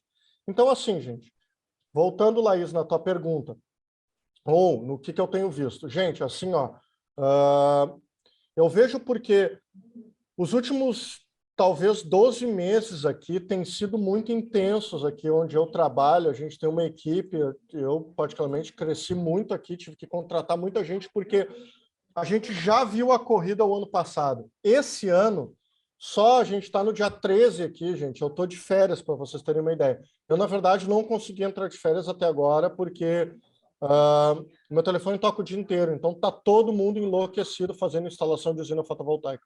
E eu não digo assim enlouquecido porque é uma figura de linguagem. É literalmente enlouquecido, tá, gente? Porque a regra antiga ela é relativamente bem melhor que a regra nova, tá? Esse escalonamento tira um pouco da atratividade. Como eu falei, não mata o investimento. Não vai morrer o setor de GD. Ou o setor solar num âmbito geral de Mercado Livre também. Mas o que vai acontecer... não vale para usina na carga, tá, Ismael? Desculpa, eu tenho mania de responder de bate-pronto. Porque a usina na carga paga demanda contratada também, tá? Porque demanda contratada é um serviço de consumo. Então, se tu consome na carga e tem usina na carga, não vale. A TUS de G só vale para usina remota sem carga. Ponto. Isso é o mantra. Tá? Gente, é o seguinte, bons parceiros, boa força de venda, se preparem. Vocês precisam ter bons distribuidores engajados, bons equipamentos em mão, tá? Não dá para ficar aqui batendo cabeça com equipamento agora, vocês têm que ter tudo muito bem acertadinho, equipes de venda muito bem acertados, porque vai ter chuva de instalações, tá? Isso aqui vai ser um negócio bastante massivo. Como eu falei, a previsão da associação que eu trabalho, que eu atuo, que é a BGD, o nosso levantamento é de que vão ser instalados no Brasil no próximo ano 1 giga por mês. Tá? Se vocês fizerem uma conta 1000 por 30, isso dá 30 megas por dia no Brasil. Tá? É muita coisa. Tá? 30 megas por mês. Então, assim, gente, é muita coisa. Então, vai faltar cabo, conector, mão de obra, frete, instalador, inversor, placa. Vocês têm que estar preparados e talvez trabalhar com estoque, talvez antecipar pedidos, talvez trabalhar com treinamento de vendas mais intensivo, talvez destinar um pouco mais de atenção para Mercado Livre, porque a partir de 1º de janeiro a gente já teve mais um degrau abaixo no Mercado Livre, então hoje quem tem 1 mega de demanda contratada já compra energia convencional ou já migra para o Mercado Livre, tem muito ganho de eficiência para quem trabalha em Mercado Livre. Então, são 2 mercados que vão trabalhar em paralelo no aumento aqui, tá, gente? Tem uma questão da perda do desconto do fio no Mercado Livre também, lá nas usinas, que é a perda pela lei 14.120, de março de 21, vem para março de 22, então no mercado centralizado a gente já está vendo a corrida, no mercado de GD já começou a corrida. Então, assim, o que cabe aqui? Tem bastante material na internet, tá, gente? Eu fiz questão aqui de não trazer para vocês mais gráficos, mas eu acho que vocês só precisam ter um pouco de paciência para ler a lei. Tem muito material na internet disponível. Não é para ficar se educando pelo TikTok nem pelo Instagram. Vai lá na associação, tem a BGD, tem a B-Solar, tem bastante gente aí fazendo, bastante gente qualificada, fazendo demonstração aqui de como vai funcionar. Minha opinião sincera é vocês deveriam focar no período de transição. não perde tanto tempo assim fazendo projeções de usinas lá para 2023. Tentem trabalhar com usinas dentro do período de transição. Tentem fazer a maior quantidade possível de solicitação de acesso dentro do período de transição. Garante a regra nova, garante a regra antiga, evita a regra nova e sai ainda dentro dos 120 dias que tu vai ter lá, depois do prazo ainda para poder fazer a instalação. Então, em tese, vocês vão ter 1 ano e 4 meses para poder ainda contar com a regra antiga. Sejam bem-sucedidos, boa sorte para todo mundo, sem desespero, não façam leilão de vate-pico, tá, gente? Venda bem, o cliente ele sabe.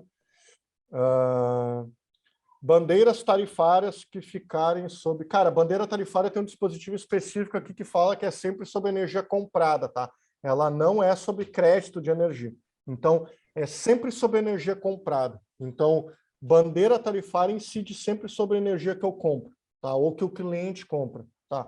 Também, vocês não vão resolver a vida do cliente, então vocês não podem assumir a dor do cliente como uma dor de vocês, tá, gente? Bandeira sobre disponibilidade. Na verdade, o que ficou é que não se cobra mais a disponibilidade em duplicidade, como existia antes, então ficou clara a regra de que paga ou em crédito ou paga em valor, o que for mais conveniente, tem um artigo específico sobre isso. Não incide bandeira tarifária sobre a disponibilidade aqui, tá? Somente sobre a energia comprada, eles têm isso colocado no dispositivo.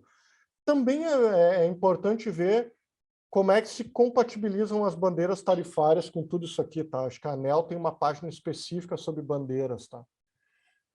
Deixa eu ver se eu vou ler as bandeiras sobre disponibilidade, como foi bandeiras tarifárias, Pedro Rosa, TUSDG já está valendo. Quanto se aplicaria a TUSDG para usina operando? Já está valendo, pode pedir, travou. 12 meses para dirigir tudo isso pelo jeito. Cara, 12 meses dá para a gente botar um foguete na Lua, tá? Então não dá para estudar isso aqui com calma. Vai ter muita coisa. Eu já devo ter 2 ou 3 cursos aí planejados. Tem uma, a BGD me pediu um curso em fevereiro, eu acho, ou março. Março tem curso também pela Elect. Depois vai ter curso de Mercado Livre lá com a Joy. Tem curso no Sebrae. Gente, tem curso aí que vai vir bastante coisa, tá? Em que condição o uso de inversores híbridos seria oportuno? Cara, inversor híbrido vai servir muito quando tiver uma aplicação mais endêmica de bateria, tá? Ou quando tu tiver esse tipo de sistema que permite, por exemplo, o uso de arbitragem entre baterias para corte de ponto ou fora ponto, ou time shifting, que é a troca de energia do dia pela noite, tá? Mas ainda vai entrar inversor híbrido com muita força, tá?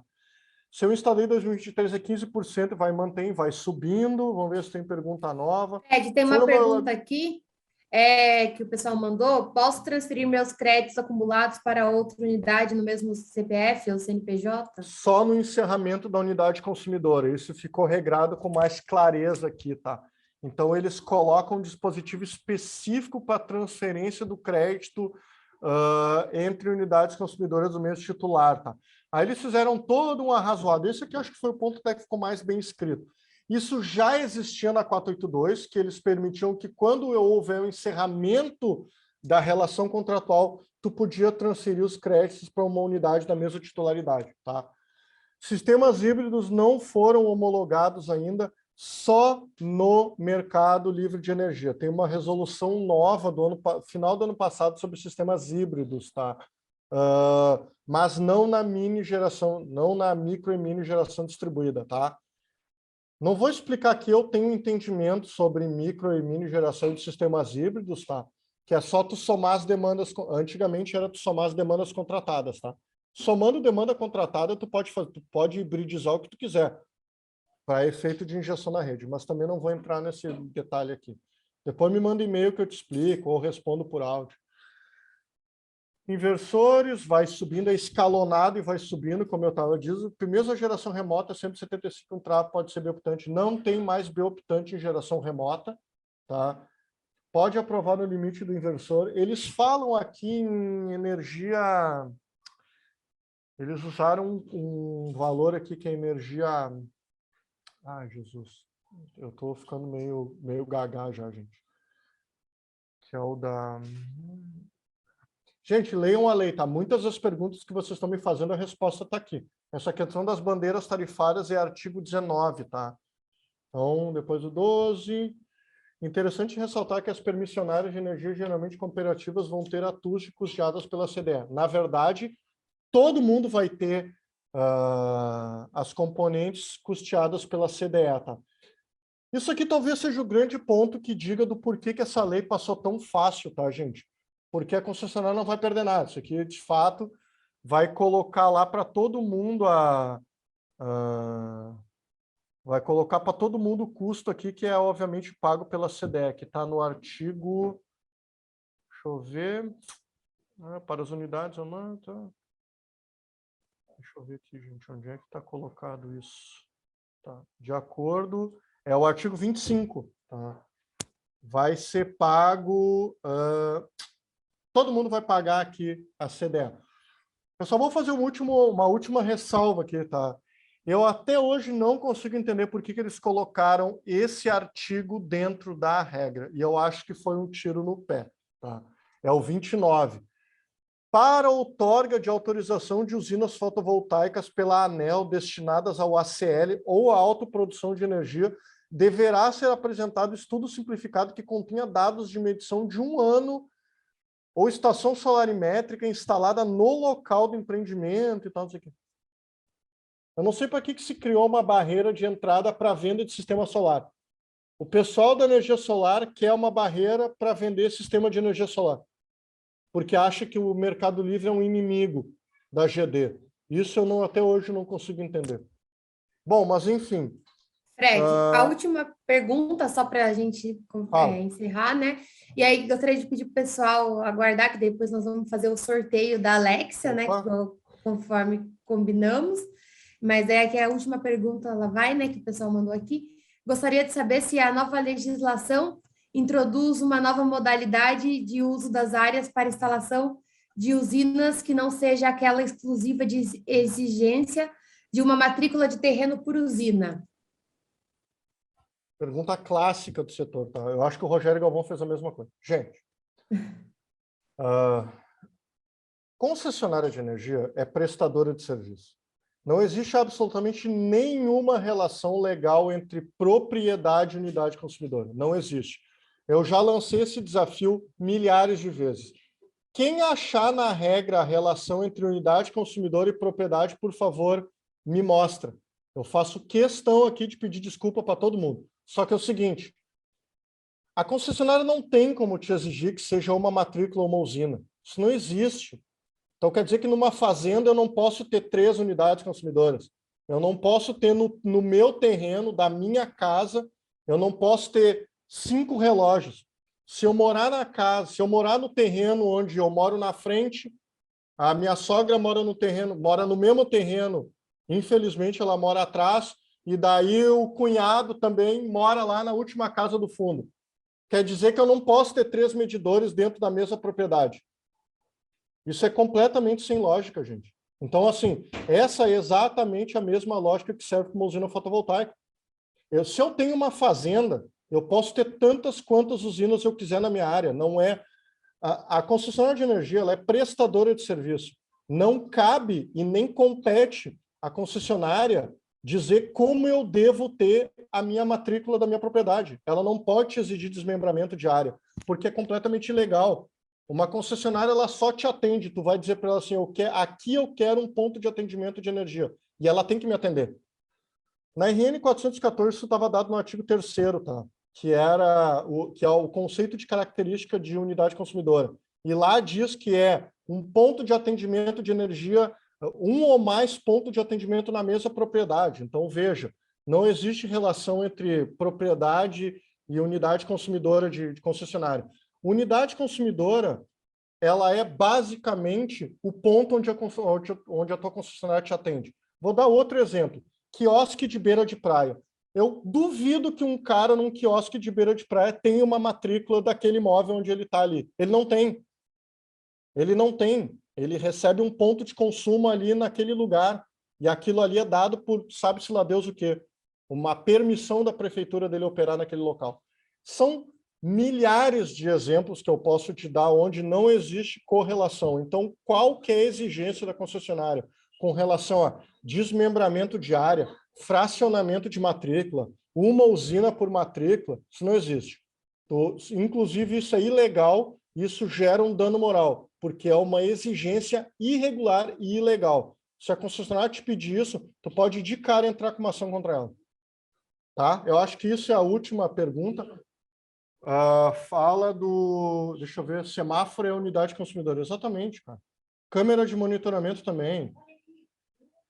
Tem várias. Então, assim, as concessionárias, elas inventam uma série de regras e o pessoal fica um pouco perdido porque não sabe onde buscar efetivamente a resposta. Então, assim, por isso que eu falei, gente, RN 1000 é a solução de uma boa parte dos problemas de vocês, porque ali vocês conseguem achar conceitualmente onde é que tu pega a concessionária no contrapé, tá? Laís, eu acho que tinha uma última pergunta que eu queria responder aqui, que era a questão de crédito gerado. Posso gerar crédito gerado na permissionária, na concessionária? Gente, aqui não fala em troca de créditos entre concessionárias, tá? Eu vou dar um exemplo. O que existe é um pedido de PID que foi aprovado no final do ano passado numa concessionária aqui no Rio Grande do Sul, que pediu a ligação de uma CGH na permissionária, desculpa, na Coprel para ligar na RGE.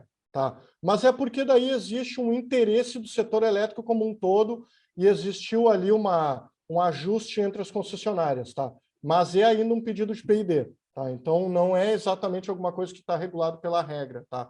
Talvez no futuro a gente possa dizer que as concessionárias vão comprar crédito, vão trocar crédito entre elas, porque a parcela de fio B é diferente entre concessionárias. Então, por isso que é difícil troca troca de concessionária, troca de crédito entre concessionária é difícil. Artigo 20, que considera iluminação pública como ser... isso daí já existia na 482, tá? Já era permitido, tu já podia fazer GD em iluminação pública. Tanto é que existia já GD em iluminação pública, tá? Isso não é novidade. Não tem na norma para permissionária, concessibilidade, não tem, tá? Artigo 15, o que diz o 15 aqui? Olá, você já quer fazer o sorteio? Eu queria a Alexa também, cara. Vamos colocar todo mundo no sorteio. Bom, gente, primeiro... A gente não está no sorteio, Fred? Estão sim. Tá, desculpa. Estão. Eu dei uma resposta errada aqui, calma, gente. O artigo 15 fala em alocação, tá? Mas daí é permissionárias que ainda compram energia dentro da distribuidora maior, tá? A maioria das permissionárias hoje, elas estão em extinção, tá? Então, elas estão tudo migrando para o Mercado Livre. Já vou até te dizer isso, tá? Então, também aqui é uma barreira. Mas tu tá correto, tá? Pessoal colocando no chat que quer ampliar esse debate, quem sabe a gente marca uma parte 2, legal esses feedbacks, né? Essa foi a primeira edição aí do Sangrou Responde, é muito bom ter esse feedback de vocês, né? Quem sabe depois, pós-pandemia, a gente até marca um presencial, vai inovando aí, né? Muito legal ter esse contato com vocês. Enquanto a Carla sorteia, agradeço aí a participação do Fred e do Cleverton. Para nós da Sangrou é um prazer ter vocês conosco. Espero que saibam também que a Sangrou aí está preparada e está se preparando cada vez mais, capacitada para enfrentar os desafios aí do mercado de 2022, né? Essa crescente aí do setor. Não sei se todos sabem, mas a gente tem aí um estoque local no entreposto de Santa Catarina, então a gente sabe que vai ser um grande desafio essa questão aí de demanda, de transporte internacional, né? A questão de falta de matéria-prima que o mercado enfrenta. A gente sabe que teve o ano passado, o mercado enfrentou dificuldade na procura de material e a gente sempre esteve bem abastecido. Então, nós temos aqui um estoque local para estar abastecendo nas questões da venda e estamos ainda ampliando o nosso estoque, a nossa warehouse, com 2 warehouses no Nordeste, mais uma em Minas Gerais, além das 2 em Santa Catarina. E fora o nosso market share, hoje a Sangrou, né, além de ser o maior fabricante de inversor no mundo e no Brasil, nós temos praticamente 30% de market share de potência total no mercado de GD. Então, assim, é uma presença muito significativa, né? Então, nós atingimos aí praticamente quase 4 GB de potência entregue acumulada no Brasil, né? Num mercado aí onde nós temos instalado 8,8 no mercado de GD até 2021, né? Então é bastante coisa, bastante coisa. Nosso mercado é bem significativo. A presença da Sungrow é uma marca aí que visa muito por qualidade, por tecnologia. Estamos sempre à frente com uma equipe de engenharia, de venda, para dar todo o suporte para vocês. Estamos aí com melhoria também no nosso canal de atendimento, melhorando a nossa estrutura de service center e com vários planos e programas de marketing aí para o próximo ano e para estar presente nos eventos. Aí eu fico à disposição, mandei meu e-mail, precisando de qualquer coisa, nossa equipe, tanto de engenharia, de marketing, de venda, está à disposição e espero encontrar vocês nos próximos eventos e no decorrer desse ano aí, que a gente possa se conhecer pessoalmente também nas próximas oportunidades. E vamos ver quem que foi o sorteado aí para ganhar o prêmio. O importante, gente, é que a pessoa sorteada esteja presente aqui agora na live. Caso a pessoa tenha saído, nós vamos fazer o sorteio de uma nova pessoa. Então, o nome que eu falar, a pessoa responde aqui no chat, né? Que é ela. Se ela não responder, a gente já sorteia um novo nome, tá bom? Bom, o nome que apareceu aqui para a gente foi Alexandre Jung. A pessoa está presente? A pessoa escreveu Miguel, imagina? Robson. Gente, para de me trollar, hein? Sacanagem isso. Vamos ver. Alexandre Jung, deixa eu ver aqui. O Alexandre não está. Porque tem um Alexandre aqui, mas não está falando o sobrenome dele, então vamos para o próximo. Quase, ó. Tem um Alexandre. O meu nome é Cleverton Alexandre Jung. Se tu começa a olhar... Na outra vida, né? Deixa eu ver o próximo. Marketing, manda o próximo aqui para mim, marketing.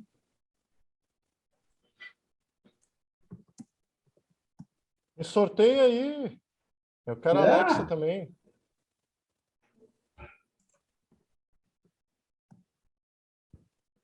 Ismael, da RS Energy, tá aí? Uhul.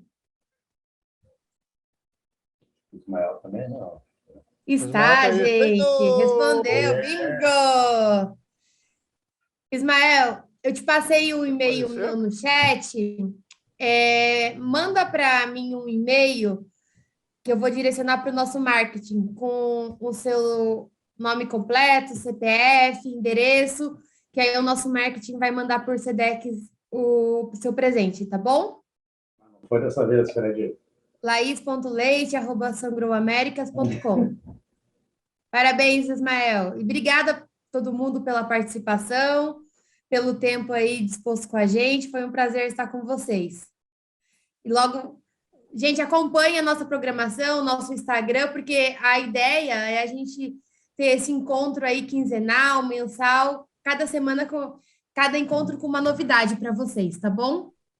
Obrigada, gente. Tchau, gente. Até mais. Obrigado Tchau, pela tchau. participação. Tchau, Deixei meu e-mail. Se noite. vocês precisarem de ajuda aí, só me acionar. Valeu, pessoal. Valeu. Obrigado. Parabéns mais uma vez aí. Valeu, tchau, tchau. Valeu, boa noite. Tchau, tchau. Boa noite, tchau.